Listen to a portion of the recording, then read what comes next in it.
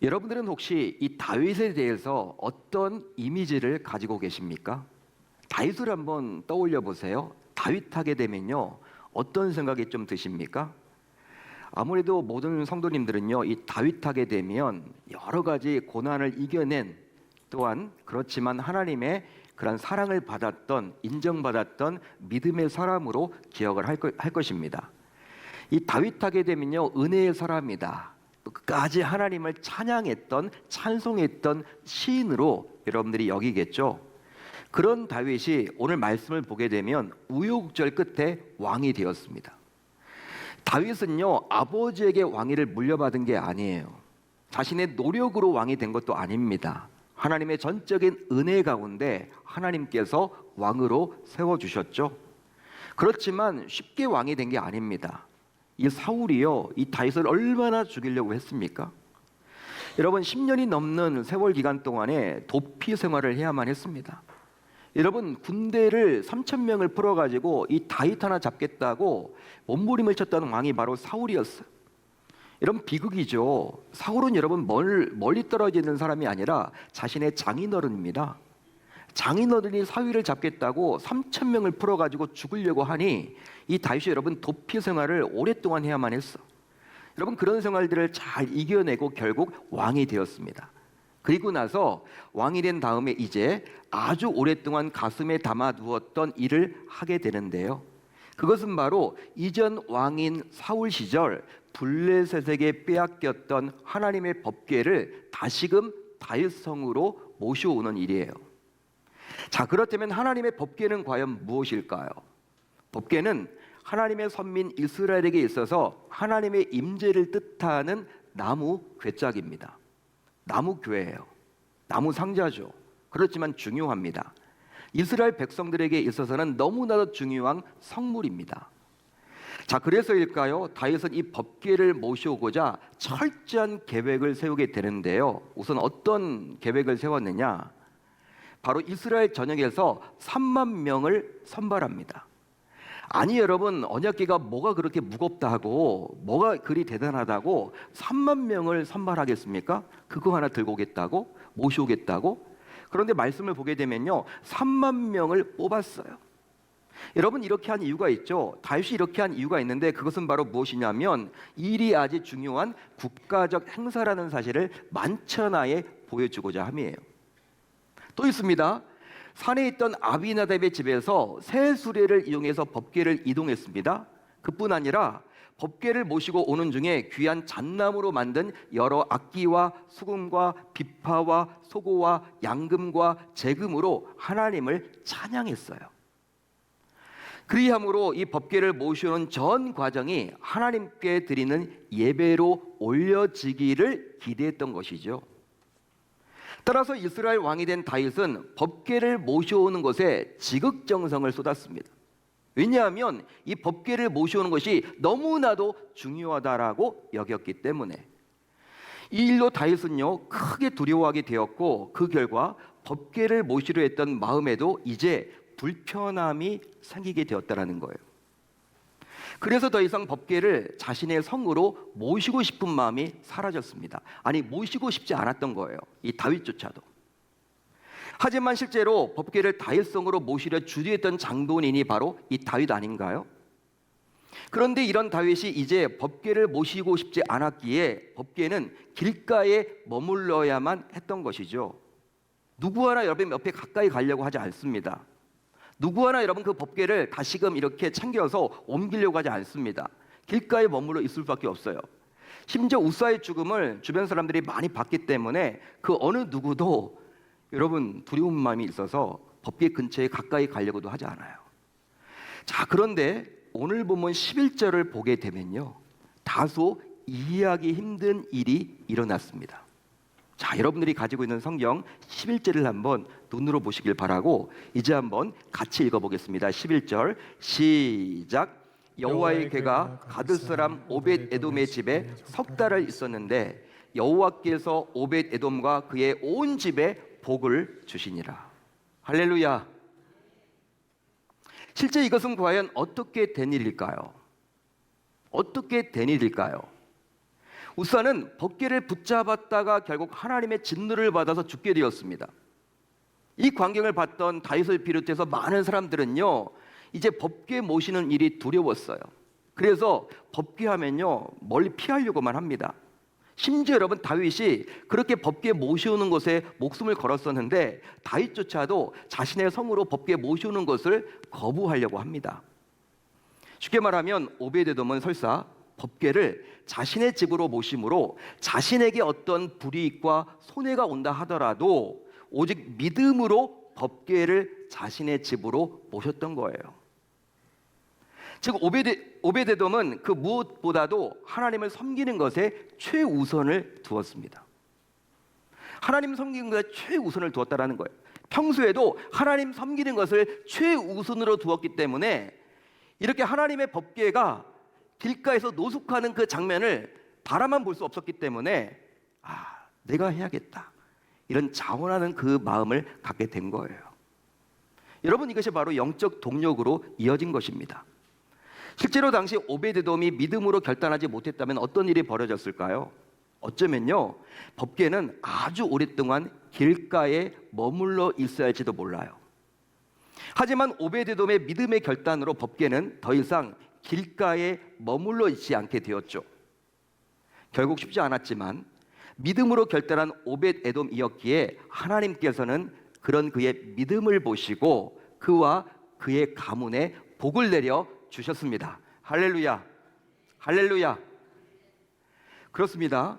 오벳에돔이 자원하여 법궤를 자신의 집으로 모심으로 결국 오벳에돔은 자신의 집을 하나님의 처소로 내어주게 되었어요.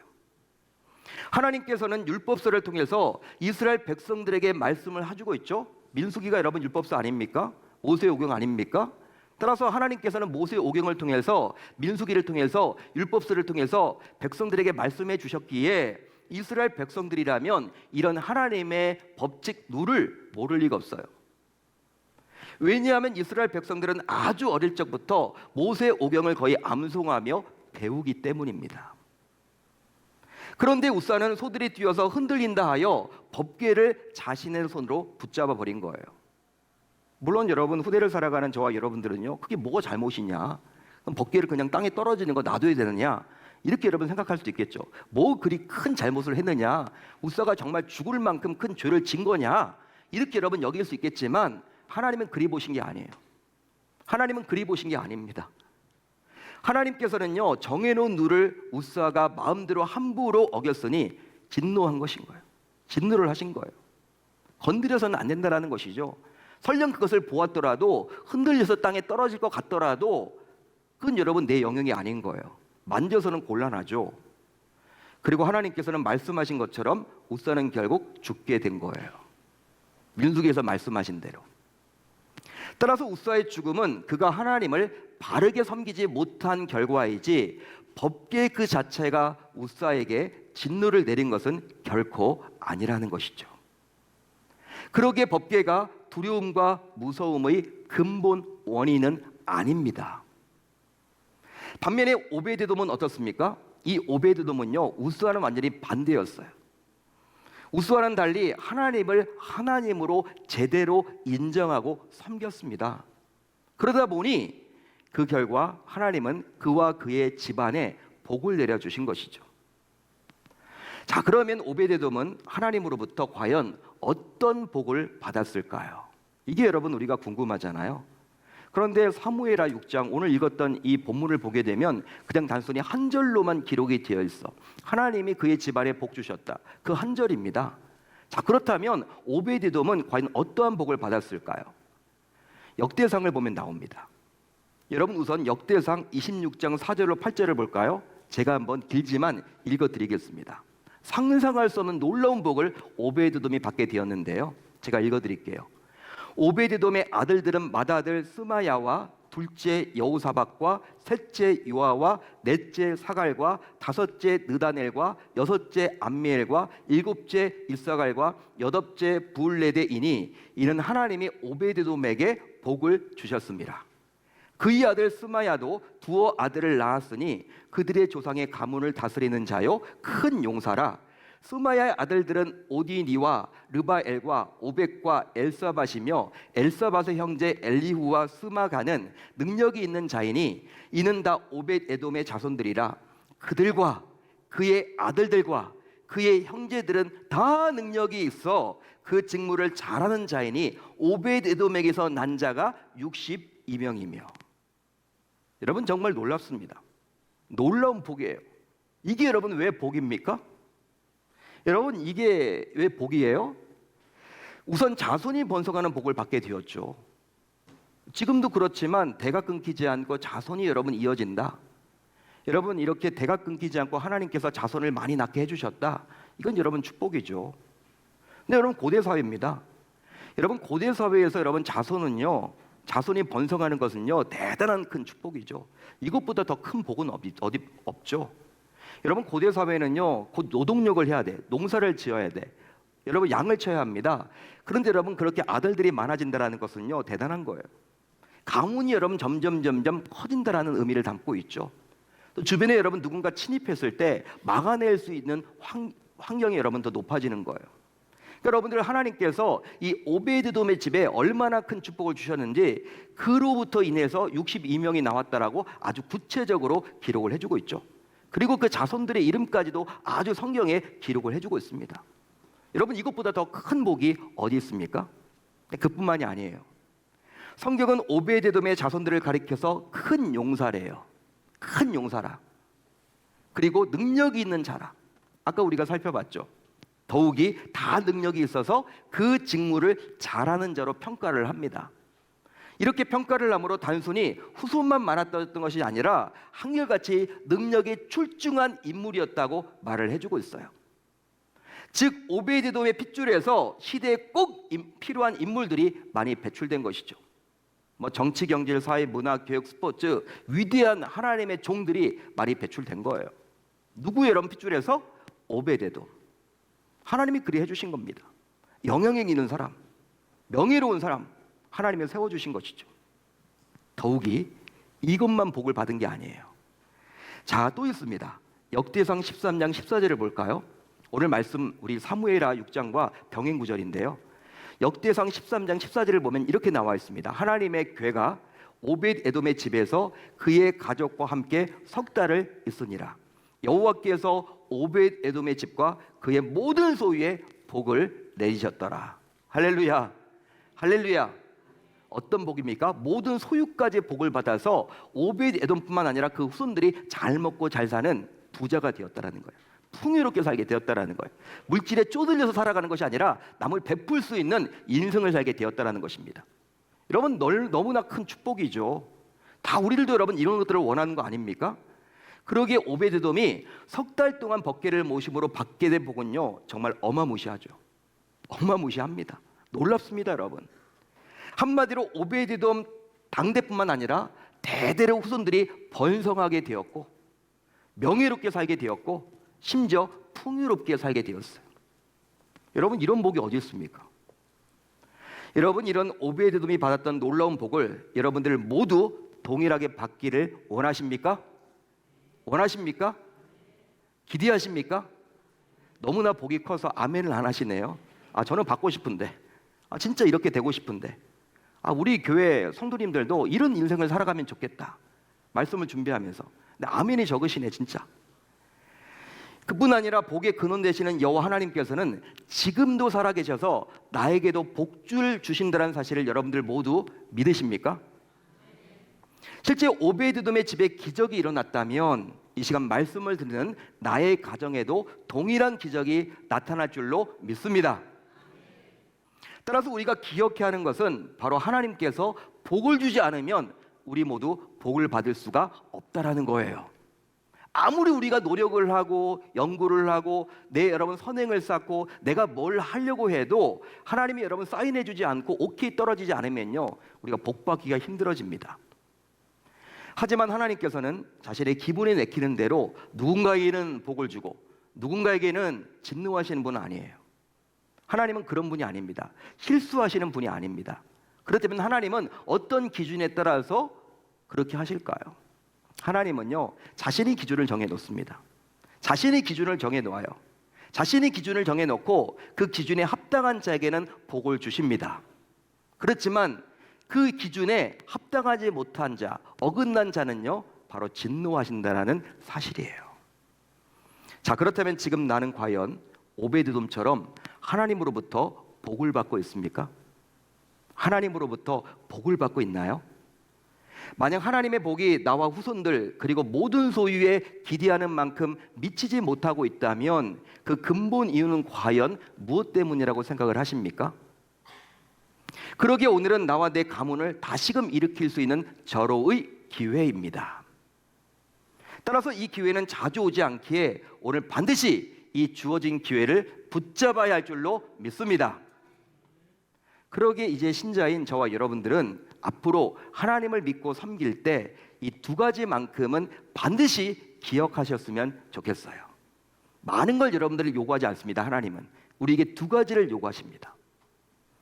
우선 하나는 하나님 섬기는 일을 최우선으로 둡시다. 동의하시면 아멘. 하나님 섬기는 일을 최우선으로 둡시다. 제가 하나님을 섬기는 일이 우선순위에서 밀리면 안 돼요. 밀리시지 말기를 바랍니다. 오베드돔은 다윗을 포함하여 그 누구도 법궤를 모시지 않으려고 했을 때 선뜻 나서서 자원해서 법궤를 자신의 집으로 모셨어요. 쉬운 일이 아닙니다, 여러분. 그가 그렇게 할 수 있었던 이유는 바로 하나님 섬기는 일을 평소부터 우선시해왔기 때문이죠. 또 하나는 하나님 섬기는 일을 내 방식대로 하지 맙시다. 우사는 자신의 생각대로, 즉 자기 방식대로 법궤에 손을 댔다가 결국 하나님의 진노를 받게 되었어요. 되어서는 안 되는데. 자, 그러자면 다윗은 당시 어떠했을까요? 왜 이렇게 여러분 다윗이 무너져 있습니까? 그 이유가 바로 무엇입니까? 이상하잖아요, 여러분. 모든 것들을 다 주관했던 다윗이 왜 이렇게 두려워서 벌벌 떱니까? 법궤를 왜 모시지 않으려고 하죠? 왜 이런 일이 벌어졌습니까? 당시 다윗의 영적 상태가 어떻습니까? 시대 다윗은 얼마나 하나님을 섬기는 데 있어서 의욕이 넘쳤는지 몰라요. 여러분, 하나님 사랑하고 의욕이 넘치기 때문에 남들은 다 잊고 지냈던 그 블레셋 땅에 가 있던 이 법궤를 떠올라서 왕이 되었지만 마음이 불편해서 자신의 성으로 옮기려고 작정한 것 아닌가요? 모든 계획을 세웠던 거 아닌가요? 하나님 사랑하는 마음이 너무나 있었기 때문에 가능했던 것이죠. 하지만 다윗 역시 하나님 섬길 의욕이 넘쳤지만 하나님께서 정해놓은 방식이 아니라 자신의 방식대로 새 수레를 이용하여 법궤를 옮겼습니다. 여러분, 수레를 여러분 만들었어요. 새롭게 법궤를 여러분 이동한다고 오늘 말씀을 보게 되면 기존에 사용하던 수레가 아니야. 새로운 수레를 여러분 제작을 한 거예요. 얼마나 멋있게 만들었겠습니까? 지금 같으면요 아주 고가의 차량을 구입한 거예요. 여러분, 외제차를 구입한 거예요. 옮기겠다고. 여러분, 새 수레는요 당시 블레셋에서 사용하던 문화였어요. 여러분, 블레셋이란 나라는요 이스라엘 백성들보다 항상 문명이 발달해 있었습니다. 이스라엘 백성들이 청동기 칼을 사용할 때 이 블레셋 사람들은요, 백성들은요 철기를 사용했어. 청동기 시대, 철기 시대 여러분 아시죠? 철을 사용했어. 그러니까 문명이 발달했습니다. 그런데 새 수레를 이용해서 소들로 하여금 끌고 가도록 하는 것은요, 여러분 무거운 물건을 싣기에 아주 적합하죠. 여러분, 아비나답의 집이 산 위에 있습니다. 산 위에 있는 여러분 그것을 어깨에 메고 내려온다 쉽지 않은 일이죠. 그러다 보면 여러분 다윗이요 새로운 여러분 문화를 그거 여러분 좋게 여긴 거예요. 하나님 말씀보다도, 말씀 알죠 여러분. 그렇지만 말씀보다도 여러분 자신이 보기에 주변 사람들이 다 이용하는 이 새 수레를 이용해서 서로 하여금 끌고 하면 더 좋겠다라는 마음을 갖게 된 거예요. 그래서 여러분 그리 한 겁니다. 하지만 법궤는 새 수레에 담아서 소들이 이끌고 갈 일반적인 물건이 아니죠, 여러분. 아닙니다. 시대가 변해도 하나님의 말씀대로 해야 되는 거예요. 아무리 여러분 새 수레를 가지고 이끌게 되면, 법궤를 담아서 이끌면요 편리함이 있지만 그거 여러분 따라서는 아니 되는 거예요. 법궤는 왜? 하나님의 임재를 상징하는 성물이기 때문에. 즉 새 수레에 법궤를 담아서 이동하게 되면요 결국 소들이 하나님을 이끌고 가는 꼴이 됩니다. 여러분, 하나님의 소에 이끌림 바 되는 사람인가요? 존재인가요? 그렇지 않죠. 하나님은 신이신데 여러분 웃긴 모습이 보이는 거잖아요. 여러분, 하나님이 얼마나 기분이 나빴을까요? 하나님이 여러분 기분이 나쁘셨던 거예요. 용납할 수가 없었던 거예요. 화가 나신 거예요. 그렇기 때문에 우사가 죽게 되었고 다윗까지도 그런 두려운 마음을 갖게 된 것이죠. 하나님을 여러분 다윗이 섬기는 데 여러분 팔려가지고 하나님이 진짜 뜻이 무엇인지를 온전히 이해하지 못할 때 그런 두려움을 갖게 된 것이죠. 그러기에 다윗 역시 우사와 마찬가지로 자신의 방식대로, 즉 자신의 생각대로 하나님을 섬겼다고 말할 수 있습니다. 따라서 아무리 하나님을 잘 섬겨도 자신의 방식이 아니라 하나님께서 원하시는 방식대로 섬겨야 할 줄로 믿습니다. 그런즉 이제 우리 모두 하나님을 섬기고 있고 또 이제 섬기려 한다면 오직 내 방식만을 고집하지 마시고 하나님의 방식대로 섬겨야 할 줄로 믿습니다.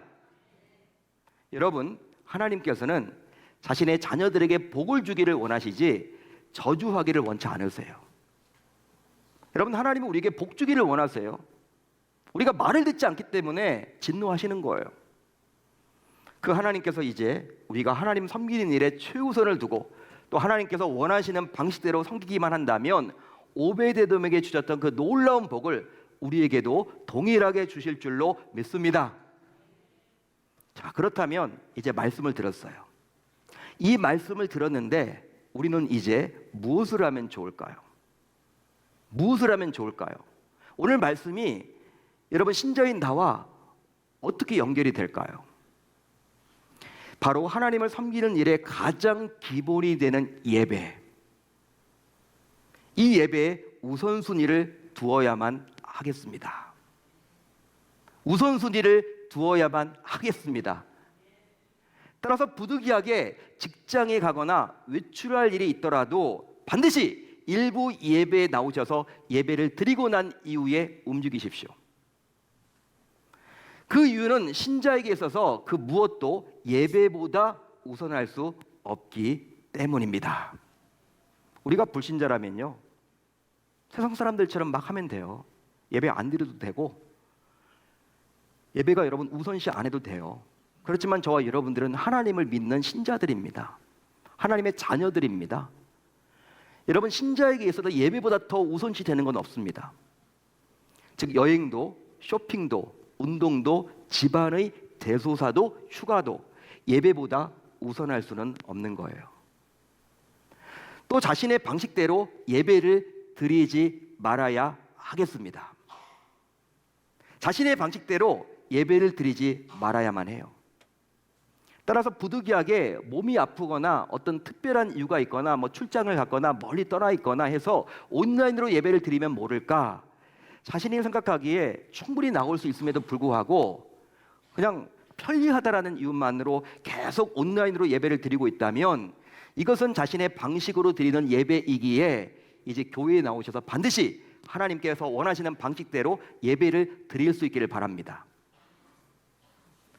그리고 습관적으로 예배에 지각하는 것, 또 1시간 드리는 예배조차도 온전히 집중하지 못하는 것, 예배 순서도 여러분 내 마음대로 정하면 안 되겠죠. 아예 목사님 말씀만 들으면 되는 거지 뭐. 여러분, 그렇게 해서는 안 돼요. 여러분, 처음 찬양 시장부터 해서 사도신경을 거쳐서 대표 기도를 통해서 여러분 쭉 해서 나중에 말씀 듣고 축도까지 나아가는 그 모든 전 과정이 예배인데 내가 정해서는 아니 되겠죠. 내가 정한 예배가 되어서는 안 된다는 거예요. 자신의 방식대로 드리는 예배임을 우리 모두 기억하셔서 여러분, 우리가 하나님께서 원하시는 방식대로 예배도 우리가 참여하고 예배를 드릴 수 있어야만 하는 것이죠. 그러기에 이제 우리 모두 예배를 우선시하고 하나님께서 원하시는 바른 예배를 드림으로 오베데돔이 받았던 그 놀라운 복을 우리 역시 받아 누려야 할 줄 우리 주님의 이름으로 축원합니다. 축원합니다. 여러분, 하나님은요 지금도 제2의 오베데돔, 제3의 오베데돔이 나오기를 기대하세요. 나오는 거, 저는 우리 계명의 권속들이 그런 이 삶이 되었으면 좋겠습니다. 성경에 나와 있는 이 내용은 하나님의 말씀이잖아요. 이 말씀이 우리의 삶으로 적용되었으면 좋겠습니다. 실체의 옮겨짐으로 말미암아 우리가 정말 인생을 살아갈 때 이 오베데돔이 받았던 이 놀라운 축복을 나로 인해서 내 후손들이 받고 부유하게 되고 하나님이 높여주고 자손들이 복을 받고 자손들이 많아지는 그런 놀라운 복을 우리가 잘 이루어 나갔으면 좋겠어요. 하나님은 지금도 여러분들을 기대하십니다. 여러분들에게 촉구하십니다. 이제 우리가 두 가지만 하시면 돼요. 예배입니다. 예배.